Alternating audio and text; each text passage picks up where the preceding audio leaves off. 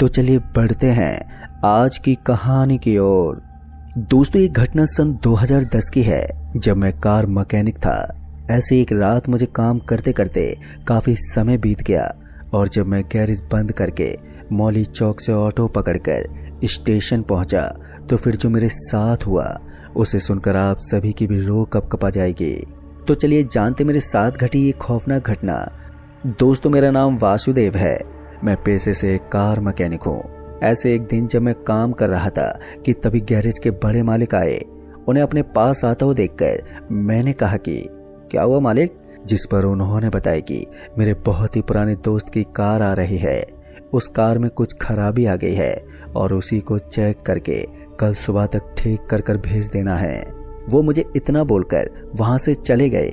उनके जाते मैं फिर से अपने काम में लग गया। अभी मैं काम ही कर रहा था कि तभी वो कार लेकर आया और उसे गैरेज में छोड़कर चला गया और जाते वक्त ये कहकर गया कि कल सुबह ही इस कार की ज़रूरत है, क्योंकि कल सुबह ही बड़े साहब कहीं ये कार लेकर जाने वाले हैं। उस आदमी के इतना कहते ही मैं उस कार को बनाने में लग गया। कार को बनाते बनाते मुझे समय का पता ही नहीं चला, जिस वजह से मुझे घर जाने के लिए काफ़ी देर हो चुकी थी। अब बस मात्र एक ही आखिरी ट्रेन बची थी, जिस कारण मैंने काम खत्म करके गैरेज को बंद करके मौली चौक पर ऑटो का वेट करने लगा। अभी मैं मौली चौक पर ऑटो का वेट ही कर रहा था कि तभी मेरी नज़र एक ऑटो पर पड़ी जो मेरे ही तरफ आ रहा था। उस ऑटो को अपनी तरफ आता हुआ देखकर मैं उस ऑटो ड्राइवर को रुकने का इशारा करने लगा। मेरे इशारा करते ही उस ऑटो ड्राइवर ने ऑटो मेरे पास रोक दी। ऑटो के रुकते ही मैंने उस ऑटो ड्राइवर से कहा कि रेलवे स्टेशन चलना है, जिस पर उसने सर हिलाते हुए हाँ में जवाब दिया। उस ऑटो ड्राइवर के इतना कहते ही मैं ऑटो में बैठ गया। फिर कुछ समय के बाद जब मैं स्टेशन पर पहुंचा तो मैं ऑटो से उतरकर उस ऑटो ड्राइवर को पैसा देकर स्टेशन के अंदर चला गया। स्टेशन के अंदर जाते ही मेरी नज़र उस ट्रेन पर पड़ी जिस ट्रेन से मुझे घर जाना था। ट्रेन को सामने देखकर जब मैंने घड़ी में समय देखा तो रात के 10 बजने में अभी सिर्फ 10 मिनट ही बाकी थे, यानी कि ट्रेन को खुलने में कुछ ही समय था। जिस वजह से मैं टिकट काउंटर पर टिकट लेने के लिए जा पहुंचा तो मैंने देखा कि टिकट काउंटर पर बहुत ही भीड़ इकट्ठी थी, जिसे देखकर मुझे लग रहा था कि मैं टिकट नहीं ले पाऊंगा और ट्रेन भी निकल जाएगी, क्योंकि टिकट काउंटर पर बहुत ही बड़ी लाइन लगी हुई थी। फिर सभी से रिक्वेस्ट करते हुए मैं आखिरकार टिकट काउंटर पर पहुंच ही गया। टिकट काउंटर पर पहुंचते ही मैंने मंजोली नगर की एक टिकट ली। अभी मैं टिकट काउंटर से टिकट लेकर निकल ही रहा था कि तभी ट्रेन ने हॉर्न दिया। ट्रेन के हॉर्न देते ही मैं ट्रेन की तरफ भाग पड़ा। सीढ़ियों से होते हुए मैं प्लेटफार्म 2 की तरफ जाने लगा और ट्रेन भी हॉर्न देते हुए स्टेशन से निकल पड़ी और देखते ही देखते ट्रेन की रफ्तार तेज होने लगी और मैं भागते हुए ट्रेन में चढ़ गया। अब मेरी सांसें काफ़ी तेज हो गई थी।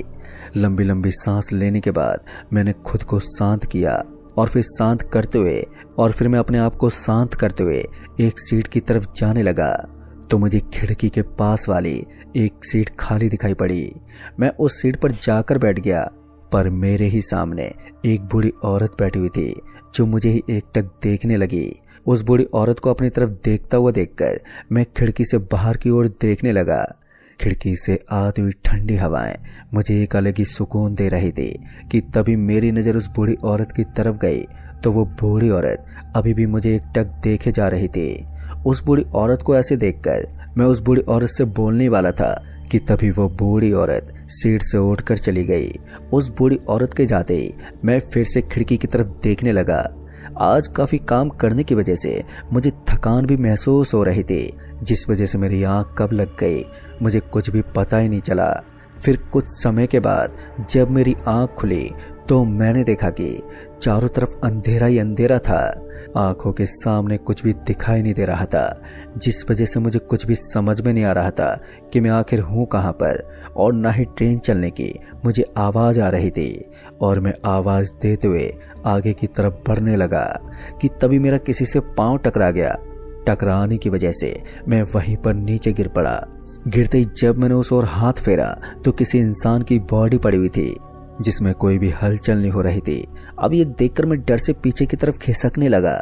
अभी मैं खिसक ही रहा था कि तभी अचानक से रोशनी आ गई।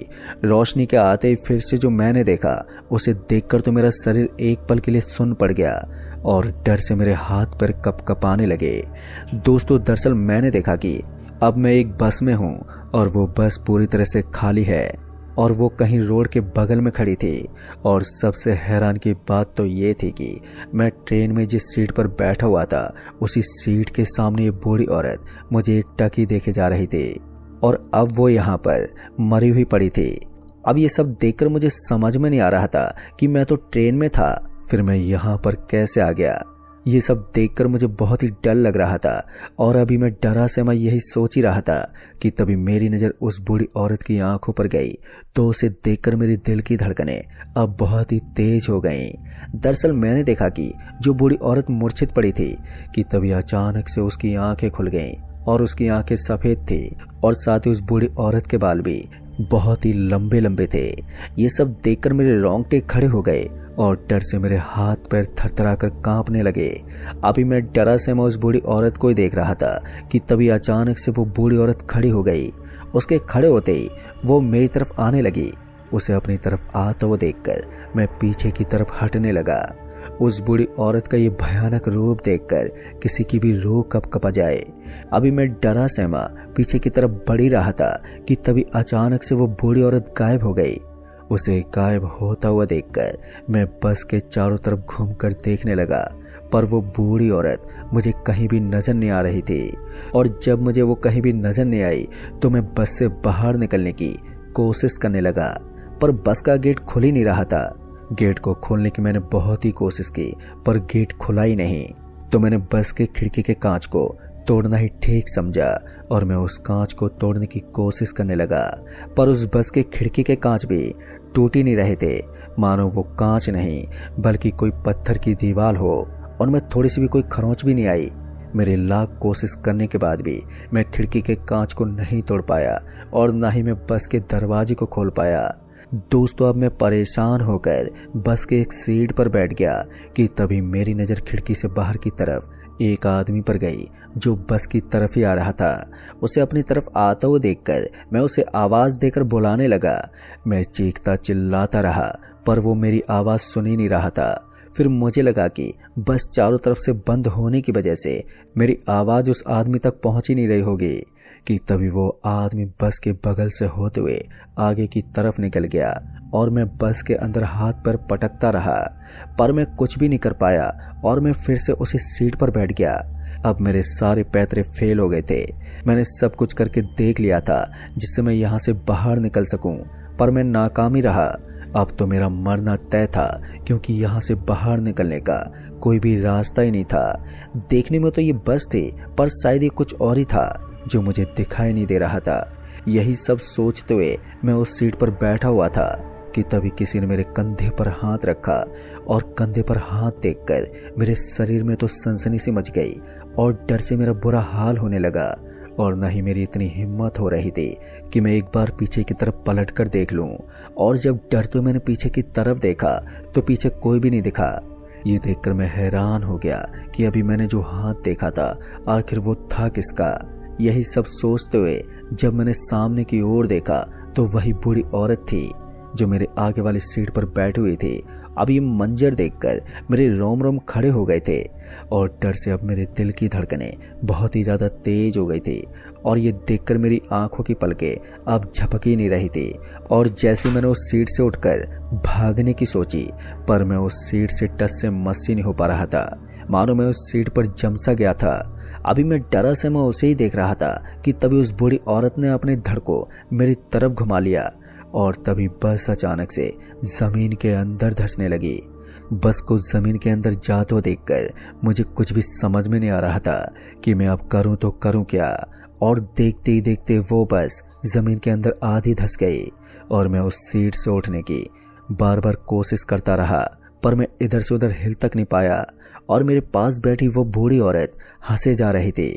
फिर देखते ही देखते बस जमीन के अंदर धंस गई और अब मेरी सांसें भी ऊपर नीचे होने लगी, यानी कि अब मुझे सांस लेने में बहुत दिक्कत हो रही थी और सांस लेने के लिए मैं तड़पता रहा था कि तभी किसी ने मुझे झकझोरते उठाया और जब मेरी आंख खुली तो मैं पसीने से तरबतर था। डर से मैं कांप रहा था कि तभी मेरे पास बैठे पैसेंजर ने कहा कि क्या हुआ जो तुम इतने ज़्यादा डरे हो। उस पैसेंजर के इतना कहने पर मैंने उन्हें सारी बात बताई और मेरी बात सुनकर ट्रेन में बैठे कुछ पैसेंजर मुझे देखकर हंसने लगे और उन्हीं में एक पैसेंजर ने बोला कि तुमने कोई सपना देखा था, क्योंकि जब से तुम यहाँ पर बैठे हो यहाँ पर कोई बूढ़ी औरत हमें दिखाई नहीं दी और तुम उस सीट पर बैठकर सो रहे थे। और फिर कुछ समय के बाद जब ट्रेन एक छोटे से रेलवे स्टेशन पर रुकी तो ट्रेन के अंदर 2 पैसेंजर आए और वो तुम्हारे पास आकर बैठ गए और तुम खर्राटे मार रहे थे और साथ ही तुम कुछ बड़बड़ाने भी लगे थे। और फिर देखते ही देखते तुम बहुत ही जोर जोर से चीखने चिल्लाने लगे और साथ ही तुम बार बार ये भी बोल रहे थे कि मुझे छोड़ दो, मुझे मत मारो। तुम्हें इस तरह चिल्लाता हुआ देखकर तुम्हारे पास बैठे पैसेंजर तुम्हें नींद से उठाने लगे। दोस्तों, उस पैसेंजर की ये बात सुनकर मैं हैरान हो गया, क्योंकि जब मैं ट्रेन में चढ़ा था तो ट्रेन पर मेरे सामने वाली सीट पर वो बूढ़ी औरत बैठी हुई थी, पर वो बूढ़ी औरत कोई इंसान नहीं बल्कि वो एक आत्मा थी। अभी मैं यही सोचते हुए खिड़की से बाहर की तरफ ही देख रहा था कि तभी अचानक से ट्रेन की रफ्तार कम होने लगी और फिर ट्रेन एक छोटे से स्टेशन पर रुक गई। ट्रेन के रुकते मेरी नज़र उस स्टेशन के बोर्ड पर गई तो मैंने देखा कि ये पिंपरी स्टेशन था। कि तभी मेरी नज़र उस बोर्ड के पास खड़ी उस बूढ़ी औरत पर गई जो मेरी ही तरफ देख रही थी। उस बूढ़ी औरत को देखकर मैं डर गया और डरते हुए मेरे पास बैठे पैसेंजर को उस बूढ़ी औरत की तरफ देखने को मैंने कहा, जिस पर उन्होंने कहा कि वहाँ पर कोई भी नहीं है। उनके इतना कहने पर जब मैंने उस ओर देखा तो मुझे वो बूढ़ी औरत वहीं पर खड़ी दिखाई दे रही थी। दोस्तों, फिर अचानक से वो बूढ़ी औरत गायब हो गई और उस बूढ़ी औरत के गायब होते ही ट्रेन भी स्टेशन से निकल पड़ी, पर मेरी नज़र उस बोर्ड की तरफ ही थी। फिर 2 घंटे के बाद जब मैं घर पहुंचा तो घर पहुंचकर मैंने घर वालों को ये सारी बात बताई और मेरी बात सुनकर घर के सभी लोग बुरी तरह से हैरान हो गए और तब से मैं उस ट्रेन से कभी भी मैं सफ़र नहीं करता। तो दोस्तों, इस कहानी में बस इतना ही।